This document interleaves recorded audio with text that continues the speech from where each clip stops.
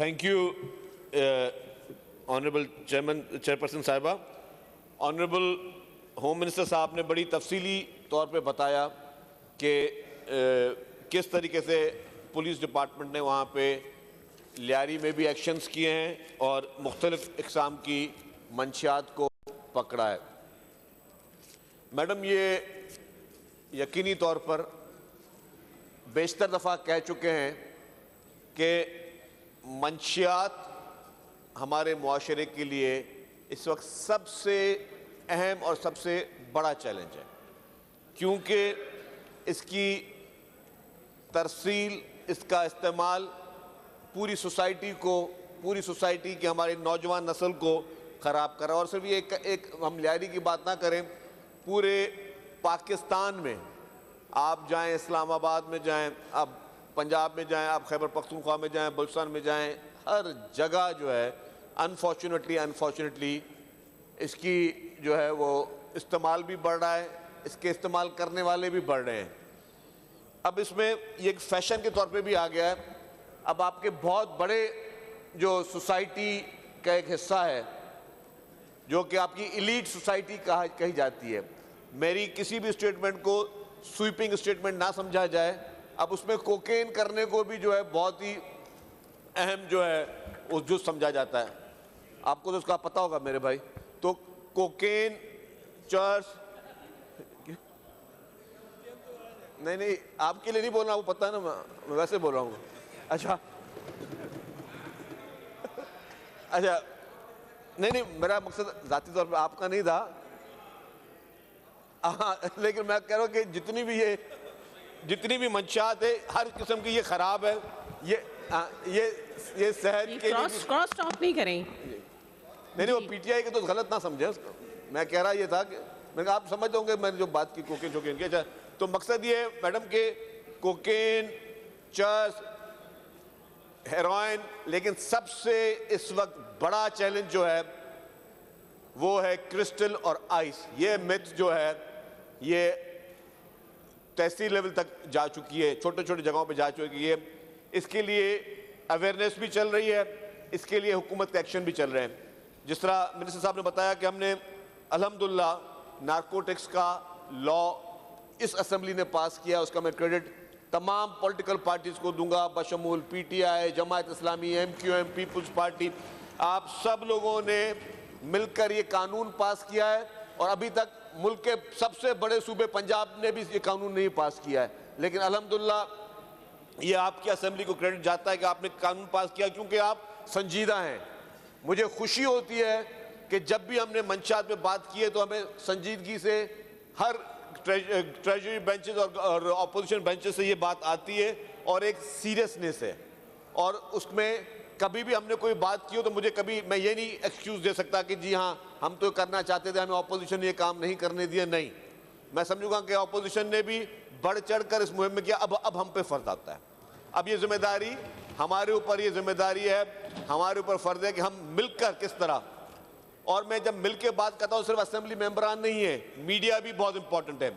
हमारे पास मीडिया में बहुत सारी चीज़ें जो हैं वो दिखाई जाती हैं, बहुत सारी चीज़ें बताई जाती हैं। मेरी गुजारिश होगी जितने भी टीवी चैनल्स के क्राइम रिपोर्टर्स हैं उनसे गुजारिश होगी, बाकी बीट रिपोर्टर्स हैं उनसे गुजारिश होगी कि बराए मेहरबानी कोई बहुत बड़ी रॉकेट साइंस नहीं है, जहाँ जहाँ पे मंशात चल रही है, जहाँ जहाँ पे मंशात की तरसील है, जहाँ जहाँ पे ये डांस चल रहे हैं, वहाँ की निशानदेही करें। आप भले हमारे ऊपर क्रिटिसाइज करें, बताएं कि यहाँ पे चल रहा है। अभी मेरे एमपीए साहब जो लियारी के दोस्त ने कहा कि जी ऊपर हॉस्पिटल है, नीचे मंशात चल रही है। हम इस इजलास के बाद आप और मैं साथ चलेंगे वहाँ पे। इस इजलास के बाद जैसे इजलास ख़त्म होता है मैं आपके साथ चलता हूँ, मैं अपनी पूरी जो भी नारकोटिक्स फोर्स उसको बुलाता हूँ। ये आपका फ़र्ज़ है, आपने अच्छा काम किया, आप निशानदेही की कि चल रही है। आपको ये फ़ोन करके हमें बताना चाहिए, हम साथ चलेंगे वहाँ पे। ये सब पूरी असेंबली सुन रही है और देखते को कौन चला रहा है और किस तरह चला रहा है। ये मेरा आपसे वादा है। इसी तरीके से जितने भी एमपीएस बैठे हुए आप निशानदेही करें, हम चलेंगे आपके साथ, हम खुद चलेंगे, क्योंकि ये हमारा फ़र्ज़ है। हम ये ना सोचें कि यार बस कोई ट्रैफिक का कानून भी तोड़ रहा है ना तो तोड़ना चलता रहता है। हमने अनफॉर्चुनेटली अपना एक रवैया बना दिया है कि यार ये हमारे मुल्क में हर चीज़ चल रही है ना, बस चलने दो। नहीं, हमने स्टैंड लेना है, हमने उस वक्त फैसला करना है, हमने उस वक्त इस चीज़ के खात्मे के लिए अपना रोल प्ले करना है। जहाँ पे आप बुराई देख रहे हो वहाँ पे आप खड़े हो जाओ बुराई के खिलाफ, जहाँ पे आप जाति देख रहे हो आप जाति के खिलाफ खड़े हो जाओ। ये मुआशरा हमारा मुआशरा है, ये शहर हमारा है, ये सूबा हमारा है, ये मुल्क हमारा है। हमारे मुल्क में जहाँ जहाँ पे इस तरह की ये मंशा जैसी लानत या कोई भी इस तरह की चीज़ हो रही है, हम सबको अपना फ़र्ज समझ के चलना है। हम लेट इट गो नहीं है। अल्लाह ताला ने आप सब लोगों को एक बहुत बड़ी जिम्मेदारी दी है, एक बहुत बड़ी इज्जत दी है। इतने करोड़ों की आबादी में 168 लोग यहाँ के MPs हैं, तो आप पे अल्लाह ताला ने कुछ समझ के जिम्मेदारी दी है। तो उस जिम्मेदारी को समझने के लिए अपना रोल प्ले करें, आप आगे आए, बढ़कर आए, बताएं, 100 दफ़ा बताएं कि यहाँ पे ये चीज़ चलिए। हम सब का काम है, पुलिस को बताएं, रेंजर्स को बताएं, नार्कोटिक्स फोर्स को बताएं, सबको बताएं जी यहाँ पे ये चीज़ें चल रही हैं। आपको मुकम्मल तौर पर हर किस्म की उसमें आपको सपोर्ट मिलेगी, सहूलत मिलेगी, और ये हम सब का ये हम पे देरीना फ़र्ज भी है मैडम। तो मैं इसीलिए कहता हूँ तालीमी इदारों में, और सबसे इम्पोर्टेंट चीज़ जो है, जो सबसे बड़ा और अहम रोल आता है, वो आता है वालिदैन का। बिल्कुल। वालिदैन क्यों आंखें बंद करके बैठे हुए, मैं समझता हूँ ये बहुत बड़ी जाती है, ये उन वालिदैन की तरफ से जाती है। अगर वालिदैन, एक माँ अगर नहीं पहचान सके कि मेरा बच्चा आज स्कूल से जो आया है वो किस हालात ज़र में है, उसके जहन से उसे किस तरह काम कर रहा है, उसका बिहेवियर कैसा है, तो फिर बात सारी ख़त्म हो गई ना। एक बाप को, चले बाप भी को भी उतनी जिम्मेदारी दूंगा, क्या बाप को अगर ये पता ना चले कि मेरे बच्चे के बिहेवियर में क्या चेंजेस आ रहे हैं, तो बाप की जिम्मेदारी नहीं आती। सबसे पहली जिम्मेदारी वालिदैन की, दूसरी जिम्मेदारी उन स्कूल कॉलेजेस की, उन सब की ये जिम्मेदारी है कि अगर बच्चे के बिहेवियर में चेंज है तो फौरी तौर पर उसको नोटिस लें और मालूम करें, और अगर जहाँ से वो चीज़ चल रही है, जहाँ से वो चीज़ आपको नुकसान पहुँचा रही है, उसके खात्मे के लिए सारे सब का ये फ़र्ज़ है। वरना खुदा ना खास्ता मैं अल्लाह से डर के ये बात बोल रहा हूँ कि ये ना हो कि कल को जो है सबके बच्चे इस चीज़ में आ जाएं। आज भी वो है, किसी न किसी के बच्चे हैं, सबके बच्चे इस मंशा लानत में आ जाए और पता चले कि जी ये फिर ये बिल्कुल एक पार्ट बन जाए। तो सब ने, मैंने जिस तरह कहा, हमें गिव अप नहीं करना चाहिए। गुटखा, मेन पुड़ी, इन चीज़ों पे भी हमने काफ़ी हद तक गिव अप किया ना, और क्या हुआ, मतलब आपको हर चीज़ की स्टडी करने की ज़रूरत है ना। पहले पान का इस्तेमाल ज़्यादा होता था, पान का इस्तेमाल कम हुआ तो लोगों ने गुटखे का इस्तेमाल ज़्यादा शुरू कर दिया, और गुटखे का इस्तेमाल कम हुआ तो लोगों ने मेन पुड़ी का इस्तेमाल शुरू कर दिया। तो ये इसी तरीके से अब ड्रग्स की मैं बात कर रहा हूँ, महंगे ड्रग्स, सस्ते ड्रग्स। अब ये कोकेन और ये सारी ये महंगे ड्रग्स हैं, जो मैंने कहा कि अब लोग फैशन में भी कर रहे हैं, और जो आपके ये क्रिस्टल और आइस हैं, ये थोड़े सस्ते ड्रग हैं, तो हर आदमी कर रहा है। इनके साइड इफ़ेक्ट्स गलत हैं, सबके आपके लिए हार्मफुल हैं। तो इसके लिए मेरी गुजारिश ये होगी कि बराए मेहरबानी इसको संजीदगी से लेकर, सिर्फ कॉल अटेंशन की उस तक ना रहे, संजीदगी से लेकर हर कोई अपना फ़र्ज़ पूरा करे। हो सकता है अल्लाह ताला को हमारी कोई एक ही बात अच्छी लग जाए, हम सब गुनाहगार आदमी हैं, हो सकता है अल्लाह ताला को कोई एक ही चीज़ अच्छी लग जाए कि हम मिलकर इस मंशात के ख़ात्मे के लिए अपना रोल प्ले करें।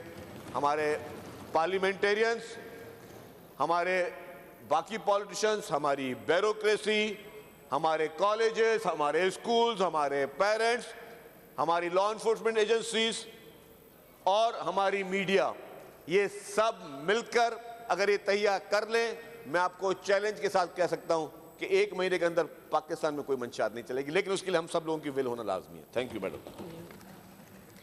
Now call attention notice number 25 of 2024 given notice by Mr. Najam Mirza. Shukriya, Madam. Will the Honorable Minister for Revenue Sindh may please to give answer that there is much unrest among the people of Korangi due to illegal allotment of land made during previous days in Korangi? कुछ कहना चाहेंगे इस पे? जी, मैं 2 minute ज़रा बात करना चाहूँगा। ये बात कर लें मिनिस्टर साहब, फिर आप जवाब दे दीजिएगा। आप सब बोल दें। Thank you.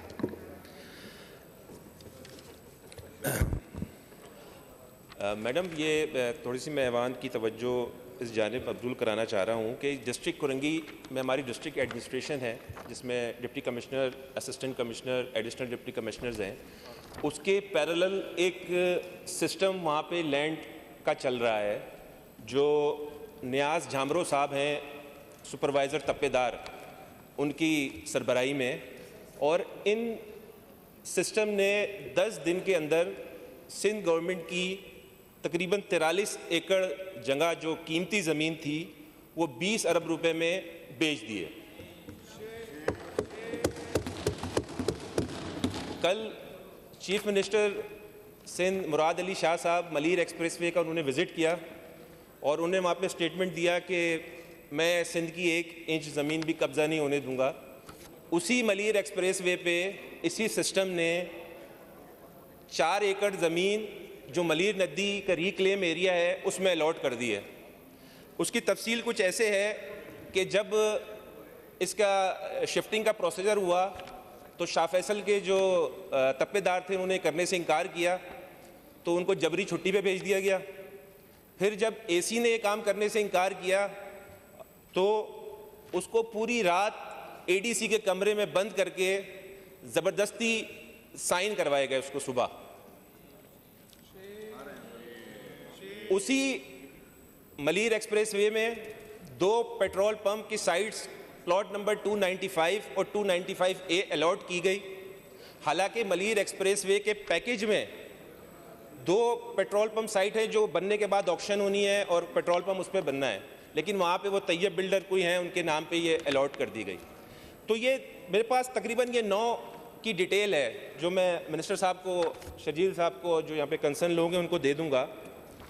कहने का मकसद ये है कि ये एक डिस्ट्रिक्ट हमारा ऐसे चल रहा है कि उसके पैरेलल एक सिस्टम ला के डिस्ट्रिक्ट एडमिनिस्ट्रेशन को मफलूज कर दिया गया है। वो एसी शाह फैसल जिसकी पहली पोस्टिंग थी, यंग लड़का है, उसको रात में बंद करके उससे साइन कराए गए हैं। दूसरी इसी कराची में डिस्ट्रिक्ट सेंट्रल है जहाँ पे 1500 दुकानों को मंधम किया जा रहा है केडीए की तरफ से, खाली इस बुनियाद पे कि वो नाले पे बनी हुई है। वो 25 साल से वहाँ पे कारोबार कर रहे हैं। क्या कसूर उनका ये है कि वो महाजिर है, इस वजह से उनके दुकानें मंधम की जा रही हैं? ये दोहरा मेयार इस शहर में नहीं चलेगा। मेरी सिंध गवर्नमेंट के जो यहाँ पे लोग बैठे हुए हैं उनसे गुजारिश है कि इन दोनों मसलों पे तवज्जो दें। और जो कुरंगी वाला मैंने मसला बताया है कि इन जो 7 लोगों की लिस्ट है जो मैं अभी आपको दूंगा, इनको फिलफौर वहाँ पे सस्पेंड करें और जो एंट्रीज़, ये सारी फ्रेश एंट्रीज़ रेवेन्यू में हुई हुई हैं, इसको सस्पेंड करें। शुक्रिया जी। मिनिस्टर साहब। हमारे मिर्ज़ा साहब बड़े अच्छे पार्लियामेंटेरियन हैं और समझदार भी बहुत हैं। मैं आपसे रिक्वेस्ट करूंगा कि ये लफ्ज़ जो इन्होंने कहे ना कि महाजरों को, जी, तो ये एक्सपेंज कर ये प्लीज़ एक्सपेंज चाहिए। जी बिल्कुल, ये स्पंज हो जाएंगे, क्योंकि इससे हम नहीं चाहते कि चीज़ें कुछ ऐसे हों कि बुरा लगे। हम भाईचारे के साथ, मोहब्बत के साथ, उर्दू स्पीकिंग, सिंधी हैं, हम सिंध में रहते हैं, सिंध प्रोविंस के बाशिंदे, कराची इंटीरियर सिंध में। आप तो ना करें ना बात, आपसे बात नहीं होती। आप तशरीफ रखिए। देखें, आप इंटरप्ट नहीं कर सकते हैं। इससे ऐसी स्मेल आए जिससे किसी की दिल आज़ारी हो ना करें। ये एक रिक्वेस्ट है मेरी, तो इसको एक्सपेंज कर दें। अच्छा, दूसरी बात ये, आप बेटा ना करें ना बात, आप नहीं कर सकते, मिर्ज़ा साहब कर सकते, क्या आप ना करें, इसके बीच में ना है। अच्छा, दूसरी बात ये है कि मिर्ज़ा साहब ने जो पॉइंट आउट किया है इस कॉल अटेंशन में, अगर कॉल अटेंशन में ये बातें लिख देते कि ये प्रॉब्लम्स यहाँ पर कोरंगी एरिया में हुए और मिस्टर ये कोई जो नाम लिया है तप्पेदार का, इसमें कोई फार्जरी की है या असिस्टेंट कमिश्नर का, तो वो हम इनसे डिटेल मंगवा लेते हैं रेवेन्यू डिपार्टमेंट से। तरीका यही होता है कि कॉल अटेंशन वेग नहीं होना चाहिए और हमारे दोस्त फिर नाराज़ होते हैं कि भी कॉल अटेंशन भी हमारे नहीं आते। इस किस्म के वेग कॉल अटेंशन टेकअप भी नहीं किए जाते हैं। लेकिन वे इम्पॉर्टेंट इशू है। हम आपको ये यकीन दिलाते हैं कि illegal ultra vires without authority जो भी एंट्रीज होंगी उनको हम कैंसिल करेंगे। अगर आपके पास कोई है तो वो आप प्रोड्यूस करें, हमें दें वो एंट्रीज। और ऐसी बात नहीं है कि हम, और चीफ मिनिस्टर साहब ने जो बात की है कि सिंध के एक एक इंच की हम हिफाजत करेंगे, कोई भी इस किस्म की इलीगल एंट्रीज नहीं होने देंगे, ये बिल्कुल ठीक बात है और कानून से बालातर कोई भी नहीं है। तो मैं इनसे रिक्वेस्ट यही करूँगा कि मेहरबानी करके, और नदी में कहाँ से वो हो सकती हैं रजिस्ट्रियाँ या डॉक्यूमेंट्स बन सकते हैं, मुमकिन नहीं है यकीनन। कोई आप मेहरबानी करके हमें ये कल आप डॉक्यूमेंट्स दें हमें, हम ताकि उसकी इंक्वायरी करवाएं, और आपको इधर बता रहे हैं कि इंक्वायरी करेंगे उनकी, अगर जो भी जिम्मेदार होगा उसके खिलाफ कार्रवाई होगी। Thank you very much. Ji